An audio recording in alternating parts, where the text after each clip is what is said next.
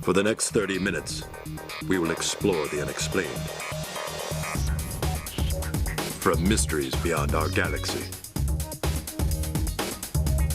to ghostly phenomena in our own backyard, we will dive into our psychic abilities and explore everything from conspiracies to the just plain weird. Welcome to 30-odd minutes. If the truth is out there, we will find it. But only by sheer accident.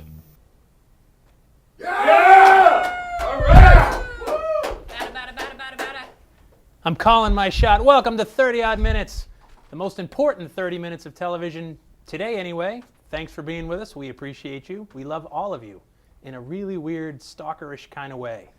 Awkward. Thanks for being here. All right, I want to remind you. Oh, sorry. Geez. If you're watching the show live at 30oddminutes.com, jump into our chat room because Sarah's in there eagerly awaiting your questions. She'll pass them up to myself, to our guest, and it'll be a lot of fun. Oddbot 3000's there too. See, you had a baseball. Did you catch that? It was subtle. We tried to decorate our set. Did you catch that? Did you see the... There it is. There's the baseball. Woohoo! All right, write to us, info@30oddminutes.com, and go to our website and sign up for our newsletter. Just put your email address in there, and we'll send you a note on the day of the show and let you know what guest is coming up that night. Keep in touch with us in all kinds of wonderful ways. We have a lot of fun in store for you tonight. It's going to be a great topic. But first, you've been emailing us, and we appreciate it. Sarah, what do our fans want to say? So we have a suggestion for a future show from a new fan who just started watching. He says, since school is ghoulishly back in session, you should do a special on haunted schools and colleges. I think it could be a really interesting show. I just started watching, and I think you should just keep going, for it's quite enjoyable. From Greg the Misfit Manley. Thanks, dude. That is a good idea. Thank you, Greg. How about our college viewers and high school viewers out there? Oh, I still got it. Oh, that's creepy. It's a skull. Terrible. Here, catch. Ow! Oh, son of a gun. It's going to be that kind of night. All right. Tonight, we're going to be talking about ghostly legends surrounding the sport of baseball. It's like 4th and inches. It's the 4th quarter. 1 touchdown and we win. That's football. No, it's football. Totally wrong sport. All right. Baseball. Think about how superstitious players are of all kinds of different sports, especially baseball. Well, guess what? Some of these old, great ballparks have got ghosts, and tonight our guest is going to tell us all about them. What a guy we have to do it. Our guest he's a paranormal guy and a big baseball fan. He's the author of Cape Encounters, which is ghost stories surrounding Cape Cod, Massachusetts. He's also the co-author of Haunted Baseball, the first book to focus on the hauntings and supernatural beliefs surrounding America's pastime.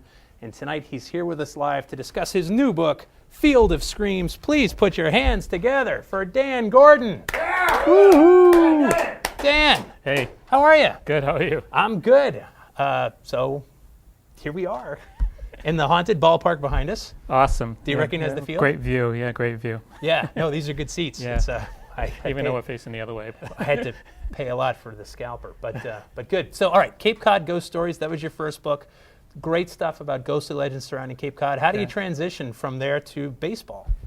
Well, I've been in love with baseball since I was tiny, and my dad took me to my first game in '75, and I'll never forget it. And at Fenway Park, and it got so bad though in my teenage years, he threatened to send me to baseball rehab clinic, and I started writing out of college actually on baseball, and then I moved out to the Cape to write the Great American Baseball novel, and that's when I started writing about Cape Cod ghost stories instead. But I started wondering whether these ghost stories exist in baseball because of all the superstition and folklore and tradition that's in the game, and that's the reflection on the past, and so it seemed very natural. Yeah, sure. And that led to your first book, not your second book, but your first book on the subject, Haunted Baseball. Right, yeah. We got it right here, Ghosts, Curses, and Legends and Eerie Events. And so what's the first ghost story you heard surrounding a ballpark or a team? The very first story was in the Houston Astros locker room in spring training. We went down there, and my co-author went to Arizona, Mickey Bradley, and I went to Florida, and Astros one of the first teams that credentialed us, and I went in, and I went up to Turk Wendell, who's like the most superstitious guy in the game. He's retired now, but he wore a tooth under his uniform, for good luck. Yeah. He'd brush his teeth in between innings. He was a pitcher. Yeah. And did that. So I figured he had to have, kind of this strong belief in the paranormal. And went up to him. He just started laughing. Ghost, I see dead people. Are you kidding? But then he said, go talk to the Yankees. And, John Franco, a legendary Mets reliever, was next to him. And on the tail end of his career, and he said the same thing, seriously, you got to talk to the Yankees. And so, they started explaining about the ghost of Yankee Stadium, and that chapter just snowballed. It just kind of went on, and even to this day, we hear ghost stories, and in Field of Screams, we have more stories about the ghost of Yankee Stadium. And that's when you realize you have a book, when you get to Yankee Stadium. Now, I know you're a big Red Sox fan. Your co-author is a big Yankees fan. Right, yeah. One of the greatest rivalries in all of sports. How do you get along? Or don't you? We do, and we don't talk about the rivalry. I mean, right. The great thing about us being a partnership was that we were able to bring in we both aware of history. I mean, obviously the Yankees have a lot of history, Sure. Dirty history, but history. Yeah, there's no good Yankees. The Red Sox, obviously we even, had our own suffering history in Boston. But yeah, it's just been we got along on that level, and we were college friends. And back in the college, the Yankees were terrible back in the mid '80s when I went to school, and so it didn't really come up at that point. So yeah, fair enough. All right, you sent us a bunch of great pictures. Let's start with Tiger Stadium. What's the story? This is an old picture of Tiger Stadium, circa. This picture was taken in 2007. What's the ghostly legends behind the stadium? Tiger Stadium is an amazing place, and I mean, it was an amazing place. It was kind of like really intimate, and like so many ball players told us that it was their favorite ballpark. And but in the early 1990s, it was retired, and then late 1990s. I'm sorry, it was retired, and then now it's completely gone. But we got a chance to go in there beforehand, and we had heard rumors that there were ghosts there. We never saw anything in the media about it, but we started talking to security guards that were there. We brought in someone from the Motor City Ghost Hunters. Yeah. He went in there and was capturing. But some of the stories we heard were about Ty Cobb running the bases late at night, hearing noises, disembodied heads. There he is, the old Ty Cobb right there. Yeah, a lot of bizarre stuff, and we heard even weirder tales of like hearing the crowd at night. One security guard told us that he was like sitting there and he saw scratches forming on his arm, and just really weird stuff. And for such an intimate old ballpark, other than the scratches on the arm, it was kind of cool to at least think that there's still some history alive. There was some. And is it always players haunting? Is it other personnel, or is it just the players that we hear about again and again? At Tiger Stadium, it seemed to be Ty Cobb mainly, and Frank Navin, who was a former owner. At some other ballparks, it varies from ballpark to ballpark. Actually, at Comerica Park, where the Tigers play now, Ty Cobb is thought to be one of the ghosts there, and they see his apparition his reflection in a glass case near the lobby entrance. And that's the new stadium. Yeah, And how old is that? I mean, what, 10 years? Or? Exactly. Yeah. Huh. So did he travel? Was it built right near the old stadium? No, it wasn't. It's across town, and some stadiums are. The new Yankee Stadium's across town, and supposedly, according to Jeter and a few guys, that the ghosts are there too. But sometimes it seems like the ghosts might be following the uniform. Yeah. Well, right. Or do the players need these ghosts around? I mean, one question I've asked before, think about it, are the ghosts, are these curses just an excuse for poor athletic performance, or are they real? I mean, it's easier after a player strikes out to come off and say, hey, the curse, or no, you don't have your concentration tonight. I mean, to what point are these things a scapegoat? Yeah, I mean, fans do that too. I mean, it depends on the on the individual story. But yeah, of course, baseball has so many odd bounces, and it's so streaky, and there's 162 games and way too much time to think, and and it's a very slow game, and so and a lot of awareness of the past. So yeah, guys, sometimes it could be that, but other times it's just like a natural fit. It's like a hand in glove. It's kind of like, people think so much about the past and about statistics and about history, and they keep the memory of these old time players alive. So many people that we interviewed actually said to us, like, well, maybe we're actually conjuring up his spirit. even Babe Ruth's granddaughter told us that. We have a whole section on Babe Ruth. Actually, let's get to that. Let's start. Actually, if we could bring up the picture of Yankee Stadium, let's start with this storied ballpark. This is the old Yankee Stadium. Yeah. That's back in probably the 30s, I believe the photo was taken. So, what's the earliest accounts of people talking about a curse or ghosts at this park? Yeah, it goes way back. I mean, we saw like metaphorical references back from the 1940s of like the ghost of Yankee Stadium, and because they've had so many like legendary players there. Sure. But the stories we heard were all like modern day stories, but like guys like Ricky Henderson, Derek Jeter, Jason Giambi. Right. A-Rod told us that the ghosts, give the Yankees the best home field advantage in all the sports. Yeah. And who is and Babe they believe Ruth? that. They're not just saying that. Babe Ruth. Lou Gehrig. All the greats. Whitey Ford. Obviously some living players they include in that, but some of the definitely a lot of the deceased players. They think are still there, and right. Well, let's talk about Babe Ruth for a second. He is so famous. Probably one of the most famous players to ever play the sport. Right. And the Red Sox, the curse of the Red Sox is all tied around Babe Ruth and trading him to the Yankees. That was the birth of the curse. Right. Of course, didn't end until you got good pitching. Who would have thought that would break a curse?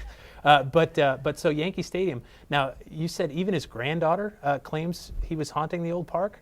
Yeah, his granddaughter especially. But she kind of claims that. Yeah, and she looks a lot like the Babe, and she kind of has his face and his nose, and even his laugh. So interviewing her was great. She was wonderful. She actually set us up with some other interviews too.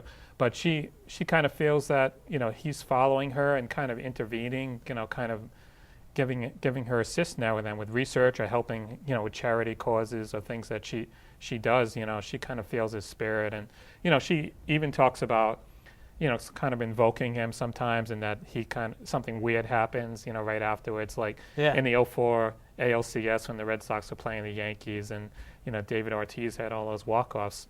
Before there were 3 walk-offs one during the division series and 2 during the ALCS, and before all 3 of them, she claims that she was like saying, "Come on, Babe, get in Ortiz's bat. Let's end this game." That's funny. Yeah. Yeah. And so she thinks too. What is it? Huggins Stengel Field, and where is that field? That's in Tampa, and that's a legendary field, and we covered that in our first book, Haunted Baseball. And there's the grounds crew there, and folks are working there think that have seen apparitions of the Babe, and also Casey Stengel, the Yankees manager. Right. And so been a lot of ghost stories there. But when she went down there to kind of do research, she's been kind of doing research on that's where Babe hit one of his longest home runs. It was a BP. It was actually went into the lake there, which was like 600 feet or something really weird. And so they were tape measuring it, and they really wanted, they were kind of like muttering to themselves, it would be great if we had, a witness or somebody who could give us some kind of testimony about that event. And then this guy, kind of mystical guy, walked up to them and said, I knew about this event, and I can tell you. And he started, and like they swear it was a ghost. But afterwards, as they were walking away, there was a high school game going on, I believe, and like a foul ball, like a line shot, just missed, buzzed her, Linda's head, and she thought, they all thought that was, the Babe was there on that day. Intervention. So it's kind of all mystical stuff. No apparitions with her, but we do have like other Babe Ruth sightings in houses in different places, even in a former bordello in Marlborough, Mass. Yeah, he was the man to be sure. Yeah. Bordello? Yeah. Who'd have thought? All right, Dan, we do have a question for you from our chat room. Sarah, please do tell. We do. We have one from Janice. She wants to know if you think that players often stay behind because of the deep passion they had for the game, or do you think it's more like they have unfinished business, like a play that they blew and they just keep reliving, and until they like make good on it, they're going to stick around? That's a really good question. I think it's. At least from the people we interviewed, it seems like it's more like the love of the game and kind of just staying around for that reason. There were a couple of players like Buck Weaver, who we covered in Haunted Baseball, who he was one of the Chicago Black Sox that was banned from the game, like Shoeless Joe, and there's a gentleman who's trying to help him, and he believed that Buck Weaver's appeared to him. So there are a few, like there is a little bit of unfinished business, but Yeah, it seems like mostly. I mean, it seems where the ghosts appear are like places where these guys thrived and kind of loved being. And definitely, baseball's it's a kids game, and people kind of want to, you know, you know, be there. I mean, they play. And you see that even like I see that all the time when I'm doing interviews. I go in early and players are just hanging out there in the clubhouse for no good reason, just kind of hanging out. Because they love being there. It's where they're most comfortable. Yeah, exactly. To be sure. All right, Dan, hang with us. We did get a field report this week, which was really cool. Our friends from LA Paranormal sent in this field report on the Chupacabra. Check it out. Hey, so we're here in Jackson, California. We're investigating reports of a mysterious Chupacabra attacks. I'm going to see if I can talk to this guy over here and get some answers. Yo, horse, how you doing? How's your brother? Have you seen Chupacabra? No, I don't know. He's not saying much, so I don't know. Let me try to find Brian, because he was looking, he was talking, he was doing his thing over here. Brian, any luck? These animals are frozen with fear. I'm getting an impression they know an animal that knows. Really? It's the smartest animal here. All right, let's go talk to him. The land dolphin. Again, frozen in fear. Yo, Dolphin, what's up? How's your mother? I have no idea what he's saying. No, okay. Well, let's keep looking. What's going on? Oh my god. Something dark, something terrible has come upon this animal. Chupacabra has been here. Where is he? Where's the thing that got you? Speak! Why don't you speak? I'm sorry, my friend. Your life will not be in vain. We'll find Chupacabra. No, he's here. Our search continues. Search continues. By the way, we're pretty sure that was a porpoise, not a dolphin. Matt has confirmed that. Yeah, it was a porpoise. That's why it didn't respond to dolphin. Thank you so much. If you've got a field report you want to send us, maybe you're on an investigation, attending a conference, interviewing someone interesting, send it to us. Email us at info@30oddminutes.com for details. We love hearing from you. Thank you, guys. Appreciate it. Okay, getting back to haunted baseball. Let's talk about some of these other. American ballparks. Ghosts are not just in American ballparks, right? I mean, you've traveled to Japan, and where baseball's wildly popular. I mean, we get some of our best players now from Japan. That seems to be the new. The new farm for great baseball players. What's one of the haunted parks you heard about in Japan? Yeah, lots. I mean, Koshien Stadium is one of the, perhaps the most revered ballparks, and it's kind of a shrine, and they have a national high school tournament that's like unlike any other sporting event maybe in the country, except for maybe soccer's World Cup. But just kind of like something that totally rivets Japan. And there's a lot of talk about mystical forces going on there, of kind of a. They call it a monster force, Mabano they call it, and it's kind of, players swear that... Not Godzilla. No connection? Yeah, I mean, Godzilla could really disrupt the game, but, this is a little more subtle, Godzilla plays for the Yankees now, of course. That's true, very true, yeah. Yep, that's his nickname, God, I forget his name. Matsui, yeah. Matsui, right. Yeah, and he believes in the Mabano, actually. He's one of the guys that, he claims when he was playing in the high school tournament that, he was walked 5 times, and he claims that, in Japan, that's just so odd, because usually they're unintentional walks, and he claims Mamino might have had something to do with that, But I mean, it's kind of, this belief that, it kind of helps the weak teams overcome the strong teams, and there are ghost stories from that ballpark too, and lots of other ballparks and team dormitories, and Hiroshima, Okinawa, and other really, cool stories. Well, Hiroshima, of course, World War II, where Hiroshima was decimated by an atomic blast. We actually have a picture of that, and now, that's right after the Enola Gay did its horrible business, and there's a ballpark there now. Today we can actually show that next picture. It's this commemorates Hiroshima, and it's a ballpark. Are there ghostly legends attached to this place as well? Yeah, you can kind of see the light towers in the back of that ballpark, but it that's right at ground zero with the Genbaku Dome, the A-bomb dome, and it's. It just kind of it was an eerie thing for players playing there. I interviewed both Japanese and American players, and they always kind of felt weirded out being there. But some players talked about that river that was next to the ballpark in the dome, of actually like kind of like seeing like shadows sitting on the benches, and seeing one player claimed that he saw the river as black. He couldn't even see the river. And that's kind of like from people who had jumped into that river for relief after the blast. Yeah, geez, boy, what a Yeah. superstitious bunch. Okay, speaking of monsters and ballparks, this is a paranormal show. We cover all kinds of things paranormal. Have you heard of any cryptids at a ballpark? Any Bigfoot sightings, anything like that? No. See, that's funny because we've heard, and I think we can confirm actually, Bigfoot is a huge baseball fan. Am I right? Am I right? Bigfoot, big baseball fan. And we appreciate it. No, thanks.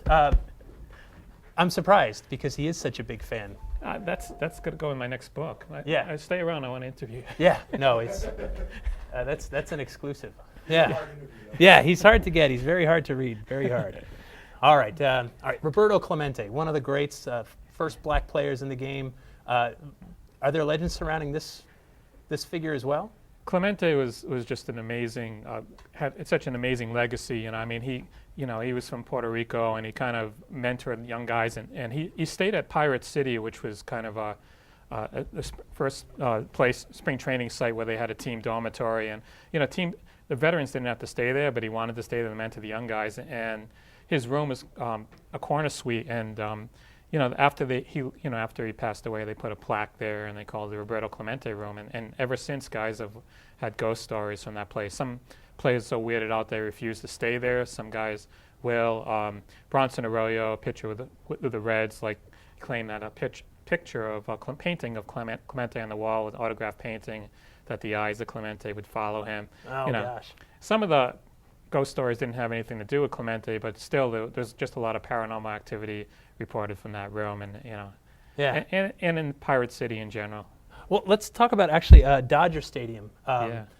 We've talked before about some of the ghost stories. Now this ghost story actually goes to before there was even a stadium here. Tell us about it.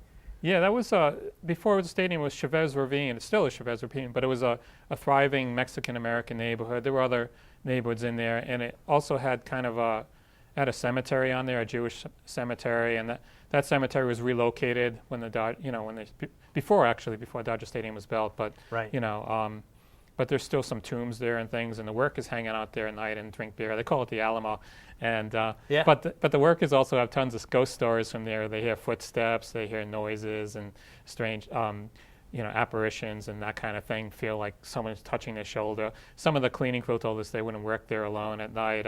Security guards, same thing. They like to pair up when they went through there, and And people have actually seen. And now you talked to. There's a story in your first book, I believe, about falling lovers. Is that and those are witnessed still at the stadium?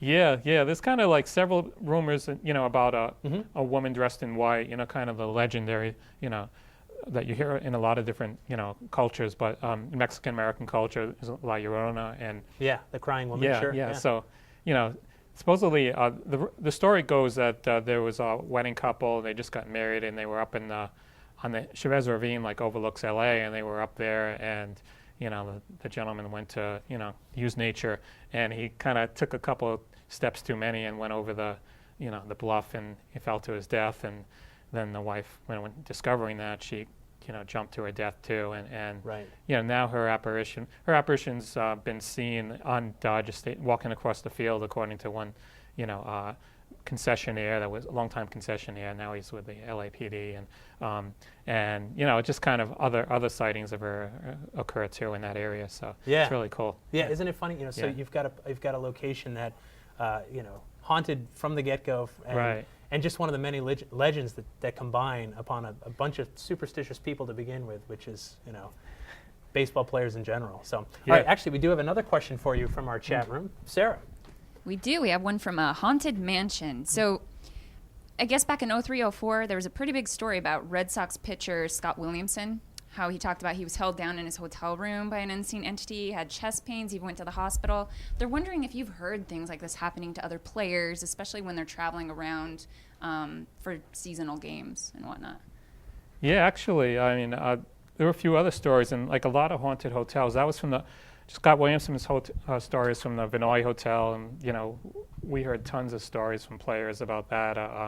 You know, really weird things. The weirdest thing was of a painting on a wall coming to life, and a woman in the painting trying to get out, scratching at it. Right. But, you know, but I mean, the Vista Hotel in Milwaukee is legendary for that too. The Westin Hotel in San Francisco.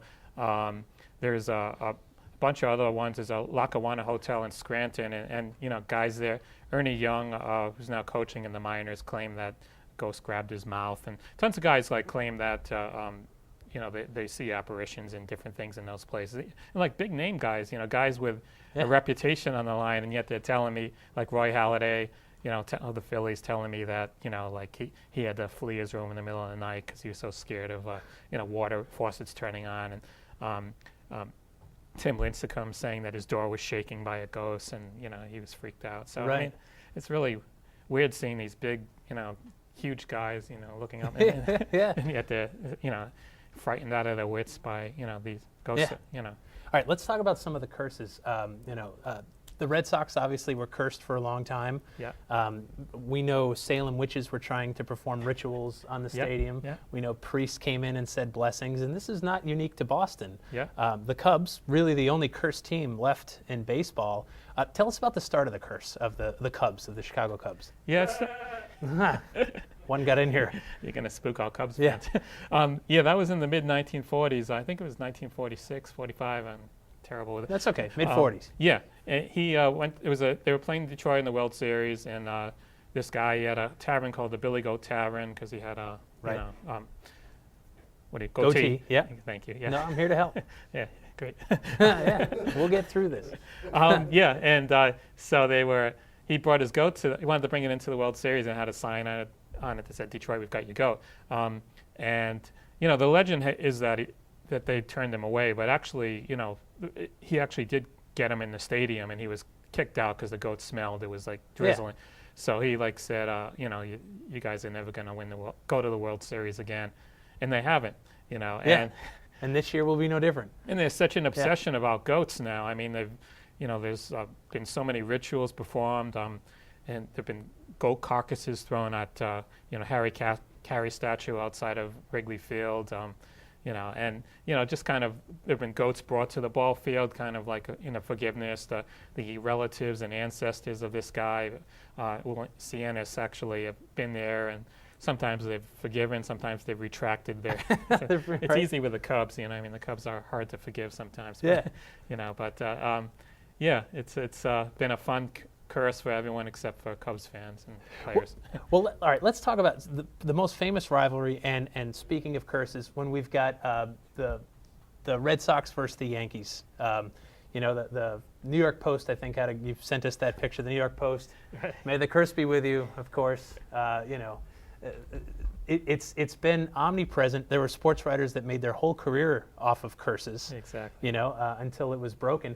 And people are still doing things today. This occurred just last year during the construction of the new Yankee Stadium, where it came out where someone had put in a shirt of David Ortiz into the concrete. There it is, stuffed it into the wet concrete. A Red Sox fan of the stadium, and it was such a problem that they had to actually break open the concrete and get that shirt out. Yeah, they spent $75,000 to do that. You know, you know, for the Steinbrenners, it's amazing. Yeah. And but we interviewed the guy, and he told us he'd put a 30-year curse on the team, and you know, he still believes they're cursed, even. They won the World Series last year. But he actually, we found out that other construction workers had also buried things. You know, there are still Red Sox items buried there, and one gentleman claims he put a 75 to 80-year curse on the team, that he buried Red Sox commemorative coins in all 4 of the major footings of the ballpark.